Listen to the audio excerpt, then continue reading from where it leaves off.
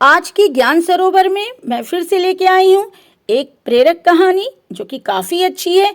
आप इसे पूरा सुनेंगे तो आपको भी अच्छा लगेगा।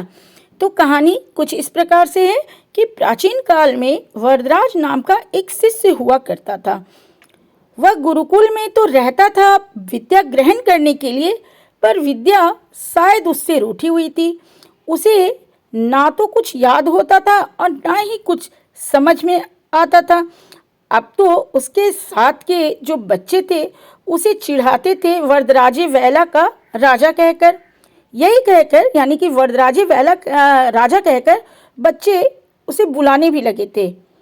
यूं ही 12 साल आश्रम में उसके व्यर्थ में बीत गए और वो किशोरावस्था से युवावस्था में चला गया।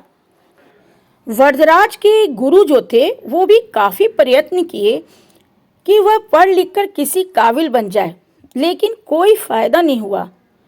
थक हारकर एक दिन गुरुजी ने वरदराज से कह दिया कि वरदराज, तुम अपने गांव वापस लौट जाओ। विद्या ग्रहण करना तुम्हारे बस की बात नहीं है। तुम्हारी बुद्धि तो पत्थर बन चुकी है और पत्थर को खुरचना मुश्किल ही नहीं, नामुमकिन है। वरदराज अपनी मंद बुद्धि पर दुखी होकर पाठशाला छोड़ देने का निश्चय किया और अपने घर की ओर वह चल दिया।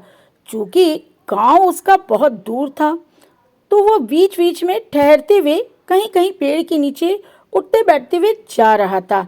इसी क्रम में वह एक गांव में एक कुएं के पास बैठकर सुस्ताने लगा।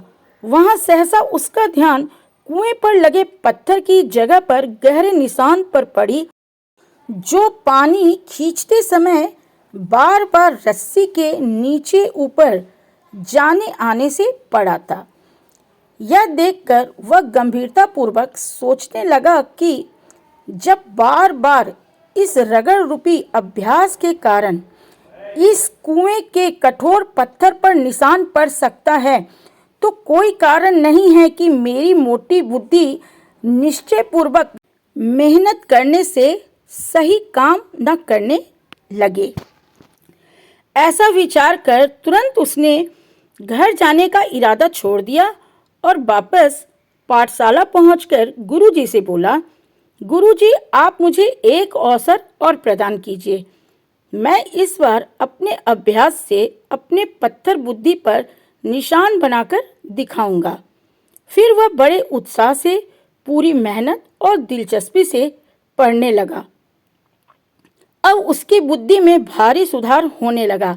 बड़ा होने पर वही वरदराज माने हुए विद्वान साबित हुए, यानी कि बहुत बड़े वो विद्वान बने और उन्होंने संस्कृत भाषा में कई ग्रंथ भी लिखा। तो ये कहानी काफ़ी अच्छी है और बहुत बड़ी इस कहानी में शिक्षा छुपी हुई है कि अगर हम प्रतिदिन अभ्यास करते हैं, और अभ्यास भी हमारी ऐसी होनी चाहिए जो हमारे अंदर से निकले, यानी कि हम मन से करें, निष्ठा से करें, ये नहीं कि किसी के दबाव में आके करें। तो जिस भी अच्छे काम के लिए हम अपनी दिलचस्पी के हिसाब से, अपने विचारों के हिसाब से, अपनी सोच के हिसाब से अभ्यास करेंगे, तो जरूर हमें उस कार्य में, उस बात में सफलता मिलेगी। तो आज की कहानी ज्ञान सरोवर की आपको कैसी लगी, जिसमें कि मैंने आपको अभ्यास का महत्व बताया? एक लाइक, एक कमेंट करके मुझे जरूर बताइएगा। मैं कल फिर आऊंगी किसी नई कहानी के साथ। तब तक के लिए जय हिंद, जय भारत।